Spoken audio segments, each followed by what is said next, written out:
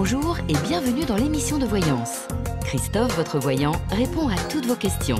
Il s'appuie pour cela sur les tarots et sur son étonnante faculté d'intuition. Bonjour à tous et bienvenue sur le plateau de l'émission de voyance.com. Eh bien, je suis ravi de vous accueillir pour cette nouvelle émission de voyance en direct.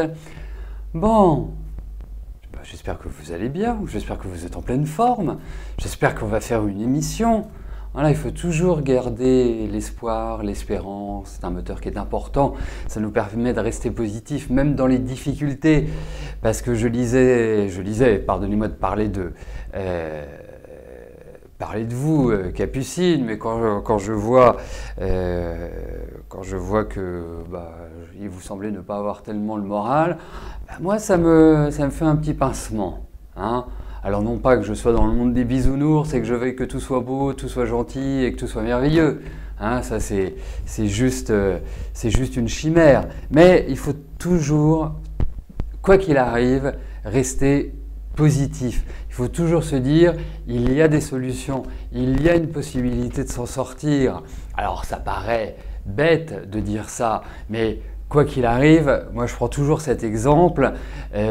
Entre deux candidats qui postulent à un poste, celui qui arrive en bougonnant, la tête baissée et qui décroche pas un sourire, et l'autre qui arrive et qui est avenant, qui est dans une belle dynamique, même s'il a des problèmes, eh bien, on sera beaucoup plus enclin à choisir à compétence égale, à ressenti égal, eh bien, à choisir la personne qui sourit. Vous voyez, c'est comme, puisque ça doit faire 25 ans, et encore, parce que je suis un peu tombé dedans quand j'étais petit, mais ça fait 25 ans que je suis dans des activités, je dirais, de commerce. Alors là, vous imaginez, je viens d'ouvrir une boutique. Si je reçois les gens avec une gueule de 6 pieds de long, eh bien, ça ne donne pas envie. Alors même si j'ai des problèmes, même si j'ai des choses qui m'agacent, même si ceci, même si cela, malgré tout, il faut savoir faire la part des choses et il faut se dire, ok, on traverse tous des périodes difficiles, on traverse tous des moments où on est un peu plus crispé. Alors, allez dans la nature, hurlez un grand coup, allez vous ressourcer sur un arbre, enfin autour d'un arbre plus exactement, pas sur un arbre, parce que c'est bénéfique. Alors ce que vous faites, hein, c'est surtout vous n'arrivez pas sur l'arbre en l'enlaçant comme ça, vous lui demandez l'autorisation. Hein, n'oubliez pas, c'est du vivant, c'est pas... Même s'il ne vous parle pas, même s'il ne marche pas, il est vivant. C'est vraiment une très bonne technique, je vous assure. Ah, moi-même, ça m'arrive de dire, voilà, la pression monte parce que les choses ne s'organisent pas comme je veux, ou que on me crée des soucis, ou que cela, eh ben, je vais hurler, voilà, je vais libérer cette tension qui nous habite. Voilà. Au moins, ça ne peut pas vous faire de mal. Bon, on lui demande quoi à l'arbre? Ben, vous lui demandez ce que vous voulez à l'arbre. Vous discutez avec l'arbre, vous échangez avec l'arbre. Voilà. Alors, faites pas ça en plein milieu de la ville parce que vous risquez de vous retrouver entre deux monsieur blancs qui vont vous dire « c'est pas grave madame, on va s'occuper de vous ». Mais en tout cas, les arbres, la nature, c'est une énergie. Vous savez, on en a besoin, c'est vital pour nous, donc il n'y a pas de raison que le fait d'être en communion avec eux ne nous apporte pas du bien. Voilà. Moi, c'est ce que je pense, en tout cas. Hein, alors après, ça peut faire illuminer, après ça peut faire ceci, ça peut faire cela. Bien faire et laisser dire. Allez, bon. On va y aller, non? Qu'est-ce que vous en pensez?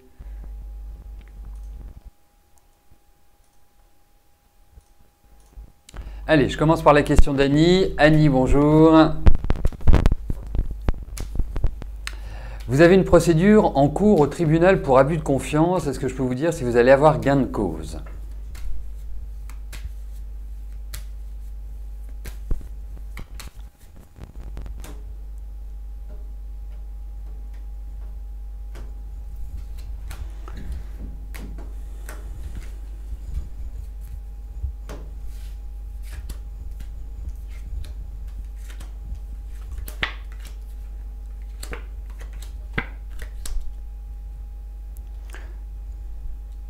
Oh, vous n'avez pas terminé votre chemin de croix, à mon avis, hein. C'est beaucoup plus compliqué. Et puis, je pense que vous allez apprendre des choses où… En fait, il y a beaucoup de choses cachées, il y a beaucoup de choses qui ne sont pas dites, donc des choses cachées. Et souvent dans ces cas-là, mais ça ressort, des mensonges, des choses qui sont dissimulées, voilà, qui ne sont pas exactement comme les choses devraient être. Pour moi, si c'est dans votre action, je trouve que vous avez raison. Hein. Je ne vous dis pas parce que c'est vous qui me posez la question, mais en tout cas, ça ressort. Alors, il va y avoir des contrariétés ou des coups de colère, des coups de sang, voilà, la pression va monter. Vous allez quelque part ronger votre frein et avoir envie d'exploser. Pour moi, effectivement, au demeurant, vous aurez gain de cause, mais pas forcément, je dirais en premier lieu, pas forcément comme vous l'imaginez. Et je pense que cette histoire, je ne sais pas où vous en êtes dans votre procédure, est-ce que c'est le premier jugement, est-ce que c'est un appel, mais en tout cas, je pense que oui, vous aurez gain de cause, mais je pense aussi que c'est pas une sinécure, hein, que ça va, à mon sens, encore prendre un peu de temps et vous risquez de ne pas être satisfaite à 100%. Mais ça va dans la bonne direction. Attendez, je calcule quelque chose. Ouais. Vous en sortirez, oui.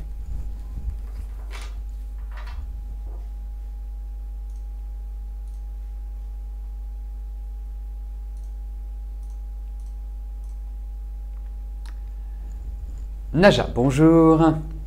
Vous avez rencontré Mohamed en juin 2016. Il vous plaît, mais vous avez des doutes sur lui. Vous pensez qu'il vous cache des choses.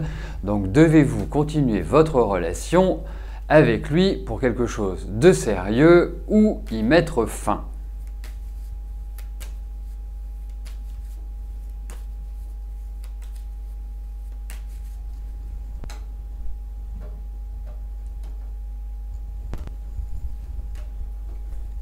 Allez, voyons avec lui.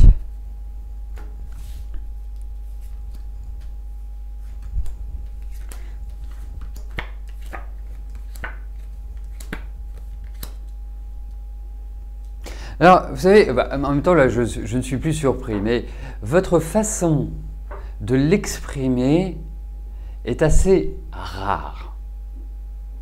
Je m'explique.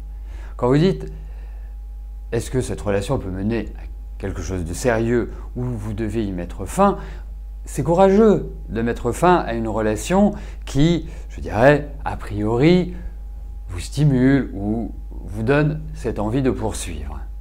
Mais je ne suis pas étonné parce que vous avez quand même une sacrée personnalité, vous êtes quelqu'un d'assez carré. En même temps, ça n'enlève pas votre émotionnel, ça n'enlève pas votre aspect très familial, mais chez vous, un chat est un chat, hein. Blanc c'est blanc, noir c'est noir.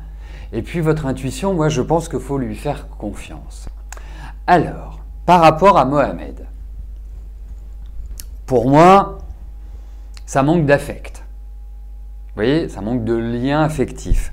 Ça manque quelque part, lui je le sens flou. Alors ça confirme un peu vos ressentis, hein. Je vais faire que confirmer ce que vous ressentez. Pour moi, il ne peut pas vous offrir ce que vous attendez d'une relation. Hein? Vous attendez d'une relation qu'elle soit directe et franche. Lui ne peut pas vous l'offrir.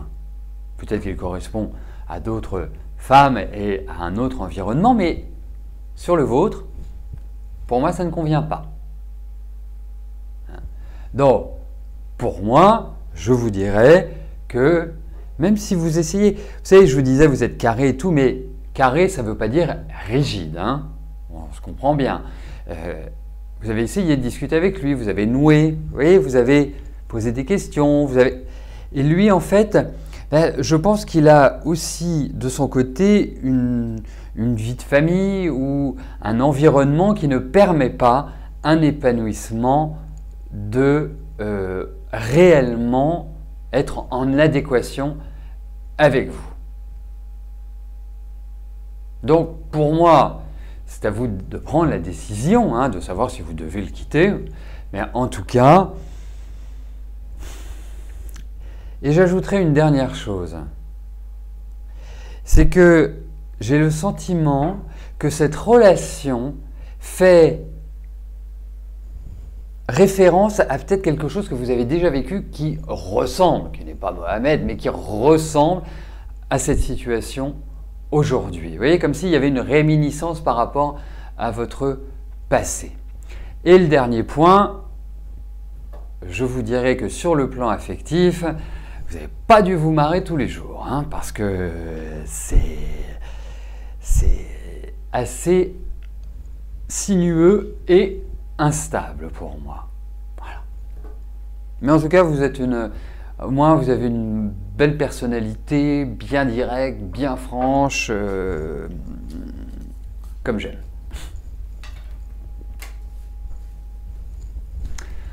Bon. Allez.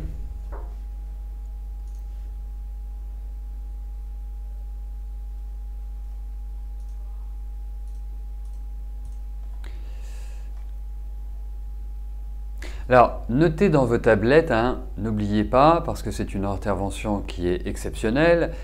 Non, quand on dit que c'est exceptionnel, c'est que ça sort de l'ordinaire. Et quand c'est exceptionnel, c'est souvent unique. Que Pascal, interviendra le samedi 8 octobre à partir de 11 h. Pascal est une spécialiste du bien-être, de la nutrition, de ce que je pourrais résumer comme étant favoriser la circulation des énergies dans le corps, favoriser aussi un meilleur équilibre émotionnel et physique dans votre corps. Donc notez, samedi 8 octobre, Pascal fera une intervention et répondra également à vos questions, que ce soit par rapport à la nutrition, que ce soit par rapport à ce que vous devez prendre, à comment vous devez faire. Elle sera là pour ça. L'autre point, c'est que si vous avez des questions, il est important que vous nous les adressiez par mail. Voilà, hein, ne restez pas, parce que ce qui va se passer, hein, tel que l'organisation a été prévue, c'est que Pascal se présentera bien évidemment, elle vous présentera sa méthode de travail et ensuite elle répondra aux questions que vous nous aurez posées par email. Voilà, hein, puisqu'il y aura quand même, à mon sens, pas mal de questions. On essaiera de les synthétiser, on essaiera de répondre au maximum de questions. Mais pour y répondre, il faut les avoir également. Après, vous ne posez pas vos questions, ce n'est pas un souci, mais c'est toujours intéressant parce que là, on rentrera dans des cas personnels, dans des cas particuliers qui vous concernent et qui peuvent, à travers votre question, concerner les autres. Voilà, samedi 8 octobre à partir de 11 h.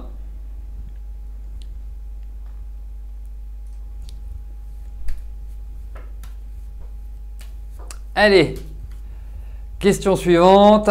Si le tirage au sort aléatoire veut bien me la soumettre. Claude, bonjour. Votre papa cherche à vendre sa maison pour en acheter une autre plus adaptée à sa situation. Réussira-t-il ce qu'il veut ?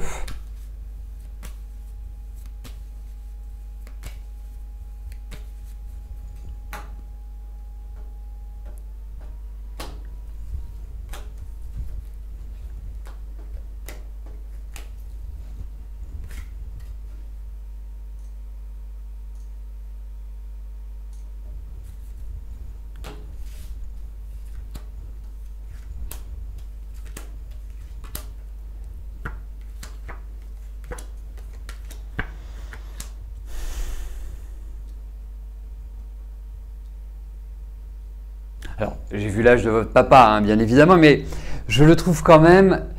Alors, plusieurs choses. Premièrement, je le trouve fatigué. Deuxièmement, je le trouve dans l'incertitude, dans le doute. Avoir envie de le faire, mais malgré tout, pas forcément être dans la meilleure dynamique pour cela. Troisième chose, même si ça ne parle pas, même si votre question initiale n'était pas là, j'ai l'impression que votre papa va passer des examens où il y a quelque chose de l'ordre du médical. Moi, ça me parle énormément de cela. Vous savez, parfois les cartes mettent en exergue plus un sujet par rapport à votre question. Donc, pour moi, il y a vraiment l'idée d'un renouveau pour votre papa. Donc, effectivement, c'est tout quelque part un contexte qui peut permettre la réalisation de ce projet, c'est-à-dire vendre la maison, en racheter une autre qui soit certainement plus adaptée à sa situation. Hein, moi, j'ai ce sentiment-là, mais ça reste, si je reste exclusivement sur la question, c'est pas forcément du rapide. À moins que pour en acheter une autre. Non, parce que je me disais, est-ce que votre papa aurait décidé d'aller dans un environnement plus médicalisé, sans parler d'hôpital, mais vous savez, ça se fait énormément, les maisons médicalisées, on est dans un cocon, et puis on a des personnes qui prennent soin de nous, en tout cas qui s'occupent de notre santé.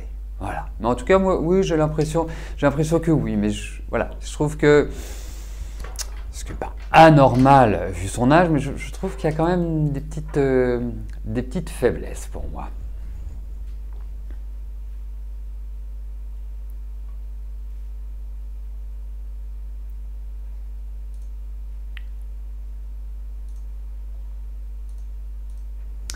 Marianne, bonjour. Un jour, je vous avais dit que votre ami n'avait pas l'intention de se mettre en couple avec vous. Là, il ne souhaite pas prendre sa retraite et désire continuer à travailler. Est-ce que votre couple va durer dans le temps car il recule toutes les choses et de plus, toujours des messages qui ne sont pas anodins dans son portable de ses ex.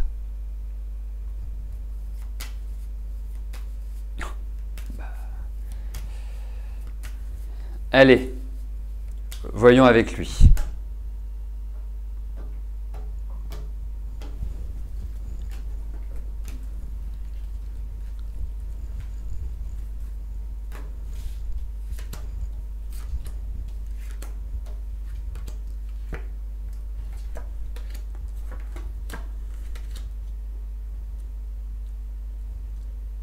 Mais vous savez, moi, à titre personnel, je vous parle en ami, je ne vois pas de difficulté à être en couple sans habiter ensemble. Moi, ce n'est pas quelque chose qui me dépasse. Je ne trouve pas ça. Bon, à partir du moment où il y a une entente, où il y a du plaisir à être ensemble, du plaisir à avoir des activités ensemble, moi, voilà. Pour moi, l'idée de vivre sous le même toit, même si je ne suis pas dans cette configuration-là, c'est-à-dire d'être en couple dans des maisons différentes, remarquez sur Paris, ça reviendrait quand même très cher, il faut quand même le dire, mais bon, ça c'est un autre sujet et c'était juste une petite blague. Mais moi, ce qui quelque part, me rend plus interrogatif par rapport à lui, c'est que je trouve qu'il ne vous donne pas beaucoup, quoi. Vous voyez, je trouve que c'est pas une question d'amour, c'est pas une question de sentiment, c'est quelque part, il est très rétréci par rapport à vous, et comme si quelque part il mettait pas mal de barrières, de rideaux sur sa vie, sur ce qu'il fait, sur tout un ensemble. Donc, pour moi, ça manque de chaleur, et je trouve que, voilà, la vie affective doit être chaleureuse, on doit être heureux d'être ensemble. On peut avoir des coups de gueule, on peut avoir des désaccords, ça fait partie de la vie du couple. Mais là, on a l'impression qu'il y a de l'austérité. Donc, effectivement, ça va dépendre des jours, mais pour moi, j'ai quand même des doutes et quelque part, c'est lui, on a l'impression qu'il a plus envie de vivre sa vie, de s'amuser, d'être tranquille seul dans son coin et de pouvoir faire ce qu'il veut. Voilà. Et vous, qui êtes plutôt d'une nature, vous êtes plutôt d'une nature gentille, c'est-à-dire que vous arrivez même à lui trouver des excuses. Pas parce que vous êtes naïve, pas parce que vous êtes sotte, pardonnez-moi l'expression, mais parce que c'est votre nature, tout simplement. Hein, vous avez beaucoup d'empathie, vous aidez beaucoup les gens, enfin voilà, vous êtes au service d'une certaine manière. Et c'est pas péjoratif quand je dis vous êtes au service, hein, c'est que vous êtes prête à aider les autres. Et pour moi, c'est là la difficulté avec lui, c'est-à-dire que ça manque quelque part, voilà, un peu d'entrain. Et je ne sens pas cet entrain. Alors il peut vous faire des surprises, voilà, vous allez vous dire tiens, il a changé, et puis hop, ça redevient pareil. Donc épanouissement, je suis plutôt partagé.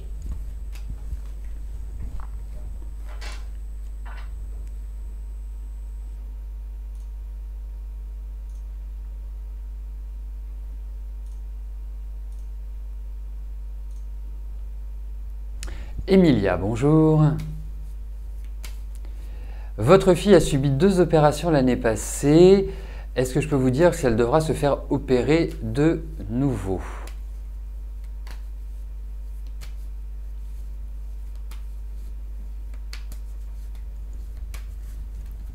Allez, voyons pour votre fille s'il y a l'indice d'opération.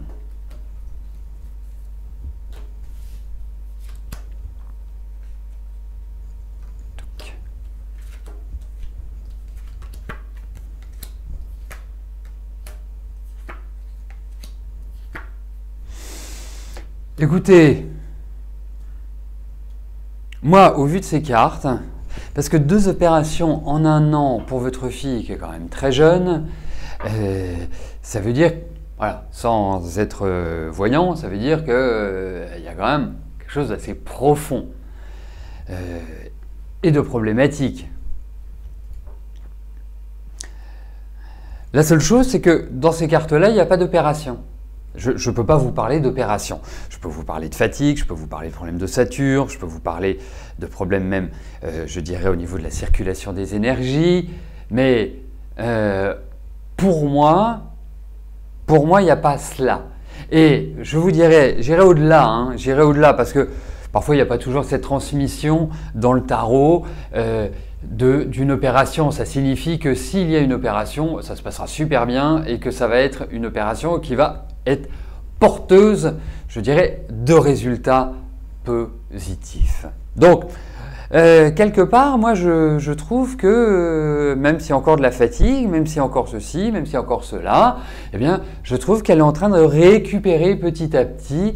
Il faut qu'elle boive beaucoup d'eau. Je vous dis ce qui ressort, hein, c'est vraiment faire fonctionner tous ces organes, que ce soit les reins, que ce soit la vésicule, que ce soit la vessie, enfin tout. Voilà, alors, vous prenez de là et vous tombez juste là et vous faites tout le tour. Voilà. Mais il y a quand même l'idée de Saturne. Donc il y a plusieurs éléments. Mais en tout cas pour moi, je ne peux pas vous dire oui il y a une opération. Donc pour moi il n'y en a pas. Et s'il y en a une, sachez que ça se fera admirablement bien. Voilà Emilia, si je peux rassurer une maman inquiète, eh bien sachez-le, c'est le cas.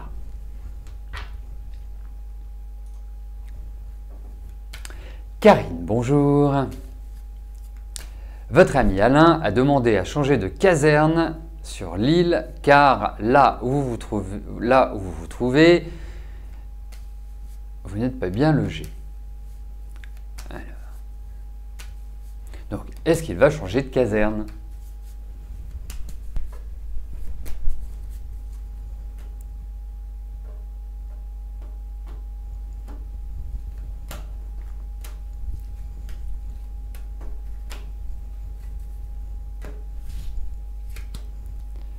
Allez, voyons.